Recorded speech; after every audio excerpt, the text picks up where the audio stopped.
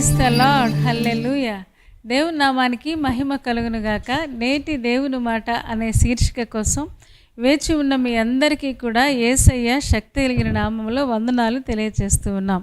బాగున్నారా? దేవుని మహాకృప వలన, దేవుని మహాదయ వలన మనందరం క్షేమంగా, ఆరోగ్యంగా, సమస్యలున్నా వాటిని ఎదురాడుతూ చక్కగా దేవుని యొక్క వాక్యాన్ని వినడానికి ప్రతిరోజు దేవుడు మనకి సహాయం చేస్తూ ఉన్నాడు.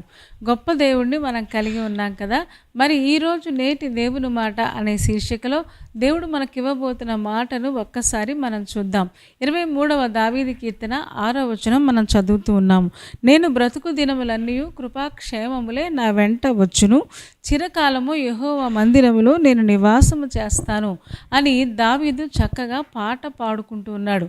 సాధారణంగా 23వ కీర్తన అంటే అందరికీ సండే స్కూల్ నుంచి కూడా మనకు అలవాటే, చక్కగా కంటతా కూడా పెట్టేస్తాం. యెహోవా నా కాపరి, నాకు లేమి కలగదు అని మొదలుపెట్టి చిరకాలము నేను యెహోవా మందిరములో నేను నివాసం చేస్తాను అని చెప్పడం మనం చూస్తున్నాం.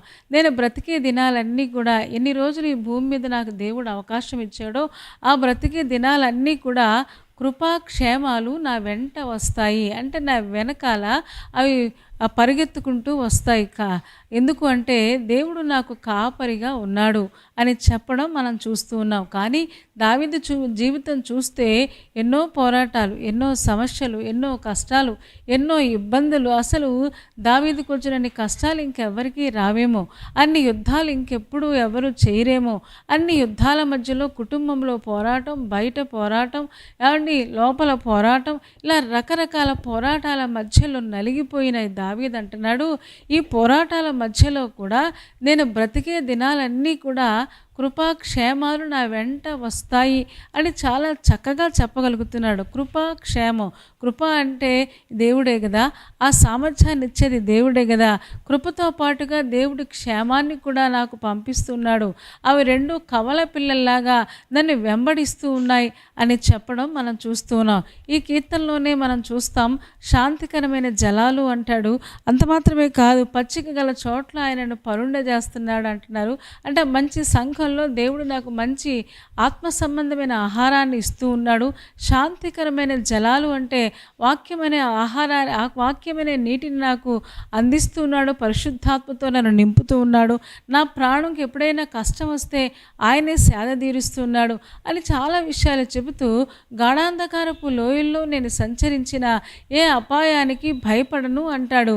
నా శత్రువుల ఎదుట నీవు నాకు భోజనాన్ని సిద్ధపరుస్తావు అంటాడు.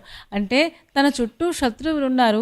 తన గాఢాంధకారపు లోయలలో కేవలం పచ్చిక గల చోట్లే కాదు, కేవలం శాంతికరమైన జలాలే కాదు, కానీ గాఢాంధకారపు లోయల్లో సహితము దేవుడు తన్ని ఆదరిస్తూ ఉన్నట్టుగా తన చుట్టూ శత్రువులు ఉన్నా సరే దేవుడు భోజనాన్ని సిద్ధపరుస్తూ ఉన్నాడు అని చెబుతూ ఉన్నట్టుగా మనం చూస్తూ ఉన్నాం. అంటే దావీదు జీవితం అంతా చుట్టూ శత్రువులు ఉన్నారు. గాఢాంధకారపు లోయల్లోనే తన జీవితం చాలా సంవత్సరాలు సాగిపోయినట్టుగా ఉంది. అయినా సరే తను చాలా విశ్వాసంతో ఒక మాట చెప్తూ ఉన్నాడు, ఆ గాఢాంధకారపు లోయలు నన్ను ఏమీ చేయలేదు, శత్రువులు నన్ను ఏమీ చేయలేదు. ఎందుకంటే నా వెనకాల కవల పిల్లల్లాగా కృపాక్షేమాలు నన్ను వెంబడిస్తూ ఉన్నాయి.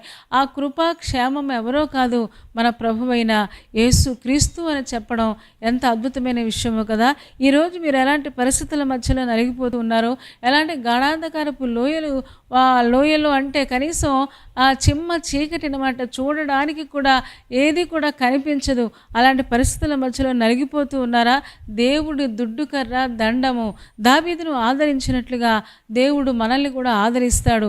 సాధారణంగా కష్టాలు వస్తే బంధువులు విడిచిపెట్టేస్తారు, మనుషులు విడిచిపెట్టేస్తారు, కుటుంబ సభ్యులు కూడా దూరం అయిపోతారు. కానీ గాఢాంధకారపు లోయల్లో సహితము దేవుడు తన దండాన్ని చాపుతాడట.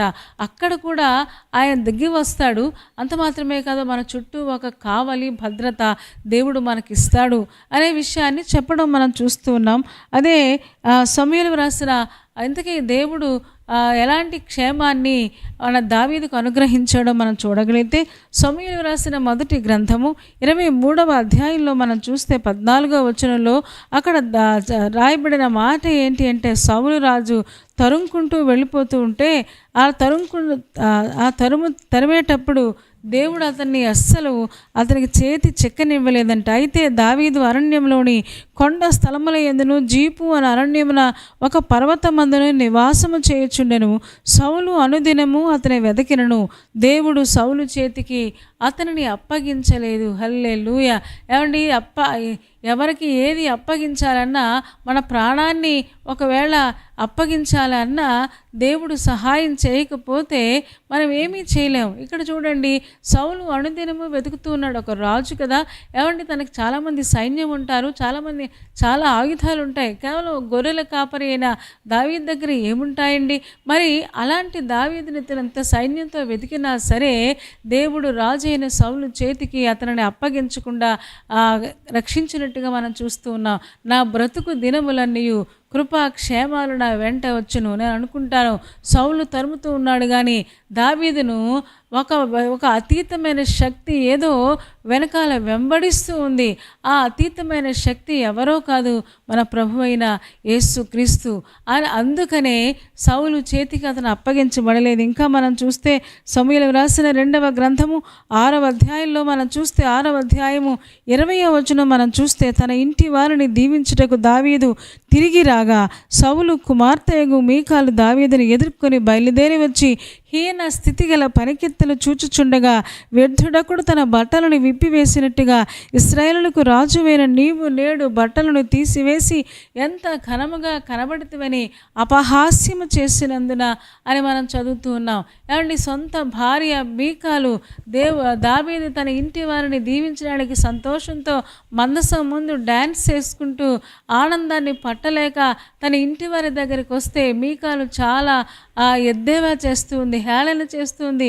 నువ్వెంత అసహ్యంగా కనిపిస్తూ ఉన్నావు, నువ్వేంటి డ్యాన్స్ చేస్తూ ఉన్నావు, నువ్వు అసలు రాజువేనా, నీకు ఒక డిగ్నిటీ ఉందా అన్నట్టుగా మాట్లాడడం మనం చూస్తూ ఉన్నాం. కానీ దావీదంటాడు, నేను దేవుని సన్నిధిలో ఆట ఆడాను, నా దేవుని మందసాన్ని చూసినప్పుడు నేను పరవశమైపోయాను, నా దేవుడు అంటే నాకు చాలా ఇష్టం అని చెప్పినట్టుగా మనం చూస్తూ ఉన్నాం. అంటే కుటుంబంలో అతనికి నెమ్మది లేదు, కుటుంబంలో గౌరవం లేదు, కుటుంబంలో ఏమండి పట్టించుకునేవారు లేరు. అలాంటి సమస్యల మధ్యలో ఉన్నా సరే దేవుడు అక్కడ అంటున్నాడు, నేను బ్రతికే దినాలన్నీ కూడా కృపాక్షేమాలు మాత్రం నన్ను వెంబడిస్తూ ఉన్నాయి. కుటుంబం సహకరించినా సహకరించకపోయినా, కుటుంబం నన్ను పట్టించుకోకపోయినా దేవుడు మాత్రం నన్ను వదలలేదు అనే విషయం మనకు నేర్చుకుంటూ ఉన్నాం. ఈ రోజున మన కుటుంబాలలో కూడా ఇలాంటి విషయాలు జరుగుతూ, కొన్నిసార్లు కుటుంబ సభ్యులు పట్టించుకోరు. ఏ కుటుంబాని కోసమైతే కష్టపడుతూ ఉన్నామో, ఏ కుటుంబం కోసమైతే త్యాగం చేస్తూ ఉన్నామో, ఆ కుటుంబ సభ్యులే పిల్లలే మనల్ని పట్టించుకున్నప్పుడు మనకు ఎంత బాధ అనిపిస్తుంది.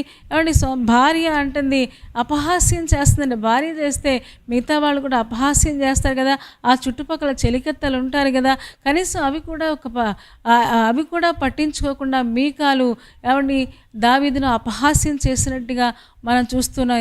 ఈ రోజున చాలామంది అనేక మంది భర్తలు భక్తిలో ఉంటే భార్యలు భక్తిహీనంగా ఉంటున్నారు. కొంతమంది భార్యలు భక్తిలో ఉంటే భర్తలు భక్తిహీనంగా ఉండి దేవుణ్ణి అపహాస్యం చేస్తూ ఉన్నారు. ఈ రోజున కూడా అదే జరుగుతుంది. ఇలాంటి గాఢాంధకారపు లోయల్లో సహితము దేవుడు దావీదుని విడిచిపెట్టలేదు. అందుకనే కృపాక్షేమాలు నా వెంట వస్తూ ఉన్నాయి అని చెప్పడం మనం చూస్తూ ఉన్నాం. అదే సమూయేలు రాసిన 2వ గ్రంథము 19వ అధ్యాయము 2వ వచనం చదువుతున్నాను. రాజు తన కుమారుని గూర్చి దుఃఖించుచు ఏడ్చుచున్నాడనే సంగతి ఆ దినమున జనులందరూ విని యుద్ధమందు సిగ్గుతో పారిపోయిన జనుల వలె వారు నాడు దొంగ నడకలతో వచ్చి పట్టణములో ప్రవేశించి, ఏమండి, అబ్షాలోము దావీదు మీదే సొంత కొడుకు తిరగబడ్డాడు అండి. ఏమండి, అప్పటికే అమ్నోను ఏమండి పెద్ద కొడుకు ఆ అబ్షాలోము చేత చంపబడ్డ. అన్నదమ్ముల మధ్య తగువులు, అన్నదమ్ముల మధ్య సఖ్యత లేకపోవడం, ఏమండి సొంత అన్న చెల్లెలని చెరపడం, ఏమండి దావీదు కుటుంబంలో ఇన్ని బాధలు, ఏమండి పిల్లలు దావీదుని సిగ్గుపడేలాగా, దావీదుని తల పైకెత్తకుండా చేసేవారులాగా ఉన్నట్టుగా మనం చూస్తూ ఉన్నాం. పిల్లలు మాట వింటలేదు, అసలు దావీదును పట్టించుకోవట్లేదు. దావీదు ఎంత దేవుడి మీద ఆసక్తి కలిగి ఉన్నాడో, కానీ పిల్లలకి మాత్రం ఆసక్తి కానీ భక్తి కానీ నెమ్మది కానీ ఉన్నట్టుగా మనకు అనిపించలేదు. ఒకళ్ళనొకళ్ళు కొట్టుకుంటూ ఉన్నారు. సఖ్యత లేదు, కుటుంబంలో ఐక్యత లేదు, ప్రేమ లేదు, ఆప్యాయత లేదు, అనురాగం లేదు. ఏమండి, ఆ రోజుల్లో ఉన్న ఉన్నట్టుగా నేటి దినాలలో మనం చూస్తూ ఉన్నాం. అన్నదమ్ముల మధ్య, అక్క చెల్లెళ్ళ మధ్య ఈ రోజున అనురాగం లేదు. సాతానుడు కుటుంబాలను పాడు చేస్తూ ఉన్నాడు. ఏమండి, నిజంగా ఒక తండ్రిగా దావీదు ఎంత వేదన అనుభవించాడు. అందుకని అంటాడు, గాఢాంధకారపు లోయల్లో నేను సంచరించాను అంటాడు. నిజంగా ఎంత గాఢాంధకారం అండి. ఏదో బయట వాళ్ళు వస్తే, బయట వాళ్ళు మనతో మాట్లాడకపోయినా పర్వాలేదు, బయట వాళ్ళు ఎలాగున్నా పర్వాలేదు, కానీ కుటుంబ సభ్యులే ఒకళ్ళనొకళ్ళు కరుచుకుంటూ, ఒకళ్ళనొకళ్ళు భక్షించుకుంటూ, ఒకళ్ళ మీద ఒకళ్ళనొకళ్ళు హత్య చేసుకుంటూ ఉంటే నిజంగా ఎంత చాలా బాధాకరమైన విషయం. బాధలన్నీ నిజంగా ఎలా తట్టుకున్నాడో అనిపిస్తూ ఉంటుంది. సొంత అన్న కూతురుని చెరపడం, ఏమంటే అబ్షాలోము చనిపోవడం, సొంత కొడుకు దావీదు మీద తిరగబడ్డ, ఇవన్నీ చూస్తూ ఉంటే ఈ రోజున నేటి దినాలలో కూడా అనేక కుటుంబాలలో మనం చూస్తూ ఉన్నాం. ఎంతోమంది తల్లిదండ్రులు తట్టుకోలేక, భరించలేక ఆత్మహత్యలు చేసుకోవడం కూడా మనం చూస్తూ ఉన్నాం. ఏమంటే ఈ రోజున విశ్వాసులారా, దేవుడు మనకు చెప్తూ ఉన్నాడు, గాఢాంధకారపు లోయల్లో ఉన్నారా, ఏమీ భయపడాల్సిన అవసరం లేదు. ఆయన దండము మనల్ని ఆదరిస్తుంది. దండము అంటే చెయ్యి కదా, ఏమంటే దండము అంటే చెయ్యి కదా, ఆయన హస్తము మనల్ని ఆదరించి బలపరుస్తుంది. కాబట్టి ధైర్యం తెచ్చుకోండి.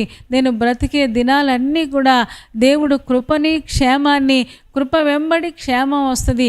అండ్ కృప ఉంటేనే దేవుడు క్షేమాన్ని అన్ని పరిస్థితుల్లో మనకి విస్తరింప చేయగలడు. కృప అంటే దేవుని యొక్క శక్తి సామర్థ్యాలు కదా, కృప అంటే దేవుడే కదా, అంటే దేవుడే మనకు తోడుగా ఉంటాడు అనే విషయం మనం చెప్పడం చూస్తూ ఉన్నాం. అదే సమూయేలుకు రాసిన 2వ సమూయేలు 7వ అధ్యాయము 16వ వచనంలో మనం చూడగలిగితే అక్కడ చాలా చక్కగా నాతాను ప్రవక్త దావీదుకి ఒక మంచి విషయాన్ని చెప్పడం మనం చూస్తూ ఉన్నాం. ఏమంటే ఇన్ని బాధల మధ్యలో ఉన్న దావీదుకి, ఇన్ని కష్టాల మధ్యలో ఉన్న దావీదుకి ఒక మంచి మాట చెప్తూ ఉన్నాడు. ఏమని చెప్తున్నాడంటే, నీ మట్టుకు నీ సంతానమును, నీ రాజ్యమును నిత్యము స్థిరమగును, నీ సింహాసనము నిత్యము స్థిరపరచబడును అని ఆ వాగ్దానం నాతాను ప్రవక్త ద్వారా దేవుడు దావీదుకు పంపించాడు. గాఢాంధకారపు లోయలు, శత్రువుల ముట్టడి, వీటన్నిటి మధ్యలో దేవుడు తన వాగ్దానాన్ని చల్లగా, ఏమంటే తన మనసును చల్లబరిచి ఒక మాట చెప్తున్నాడు, నిత్యము నీ కుటుంబాన్ని స్థిరపరుస్తానయ్యా, నీ సంతానాన్ని నేను దీవిస్తాను అని వాగ్దానం చేయడం మనం చూస్తూ ఉన్నాం. ఈ రోజున దేవుడు మనకు కూడా అదే చెప్తున్నాడు. గాఢాంధకారపు లోయల్లో నలిగిపోతూ ఉన్నారా, బెంగపడుతూ ఉన్నారా, ఆందోళనతో విసిగిపోతూ ఉన్నారా, ఇంటిలో నుంచి పారిపోవాలని అనిపిస్తుందా, ఇలాంటి పరిస్థితుల మధ్యలో నలిగిపోతూ ఉంటే దేవుడు ఒక వాగ్దానం చేస్తున్నాడు. మనం బ్రతికే దినాలన్నీ కూడా దేవుడు తన కృపని, క్షేమాన్ని మనకు పంపిస్తాడు. ఈ కృప, క్షేమము, ఈ కృపతో పాటుగా దేవుడిచ్చే క్షేమం మన దగ్గర ఉన్నప్పుడు తప్పకుండా గాఢాంధకారపు లోయలైనా, లేకపోతే శత్రువుల ముట్టడి అయినా, ఎలాంటి పరిస్థితి అయినా మనం జయించగలం, ఎదిరించగలం, చక్కగా నిలబడగలం. అంత మాత్రమే కాదు, చిరకాలము నేను యెహోవా మందిరంలో నేను నివాసం చేస్తానంటే గాఢాంధకారపు లోయలు, లేకపోతే సమస్యలు, ఈ ఇబ్బందులు, ఈ కష్టాలు ఏమీ నన్ను చేయలేవు. నాకు దేవుని మందిరం అంటే చాలా ఇష్టం. ఎందుకంటే యుద్ధాల వల్ల, లేకపోతే సౌలు తరమడం వల్ల చాలా సంవత్సరాలు దేవుడు మందిరానికి దూరంగా ఉన్నాడు. అందుకనే దేవుని మందిరానికి ఎప్పుడు వెళ్తానా అని చెప్పడం కూడా మనం చూస్తూ ఉంటాం. దేవుని మందిరంలో నేను ఉంటాను. అంత మాత్రమే కాదు, చిరకాలము నేను ప్రభు మందిరంలో, అంటే పరలోక రాజ్యంలో నేను నివాసం చేస్తాను అని వాగ్దానాన్ని పొందుకున్నట్టుగా మనం చూస్తూ ఉన్నాం. అదే నిశ్చయత, అదే తీర్మానం ఈ రోజున దేవుడు మనకు కూడా ఇస్తూ ఉన్నాడు. కాబట్టి బెంగపడకుండా, భయపడకుండా యేసయ్య మీద విశ్వాసం ఉంచుదాం. ఆయన మన కాపరిగా ఉన్నాడు. మనకేమీ లోటు లేకుండా దేవుడు సహాయం చేస్తాడు. అట్టి కృప దేవుడు మనందరికీ దయచేయునుగాక. తలలు వంచండి, కళ్ళు మూసుకోండి, చిన్న మాట ప్రార్థన చేద్దాం. పరిశుద్ధుడా, ప్రేమ కలిగిన మా తండ్రి, నీ పాదాలకు వందనాలు, స్తోత్రాలు చెల్లిస్తూ ఉన్నాం. ఈరోజు మీరు మాకు ఇచ్చిన ఈ శ్రేష్టమైన మాట కోసం మీకు వందనాలు. మేము బ్రతికే దినాలన్నీ కూడా నాయన కృపను, క్షేమాన్ని విస్తరింపజేస్తానని, పంపిస్తానని మాకు వాగ్దానం చేసినందుకు వందనాలు. నిజమే, జీవితం అంటే ఒక్కొక్కసారి భయం వేస్తుంది. ఈరోజు ఇలా గడిచింది, రేపు ఎలా గడుస్తుందో, భవిష్యత్తు ఎలా ఉంటుందో అని రకరకాల భయాలతో అనేక మంది విశ్వాసులు సతమతమైపోతూ ఉండగా, దేవా ఈరోజు మాకు వాగ్దానం చేసావు.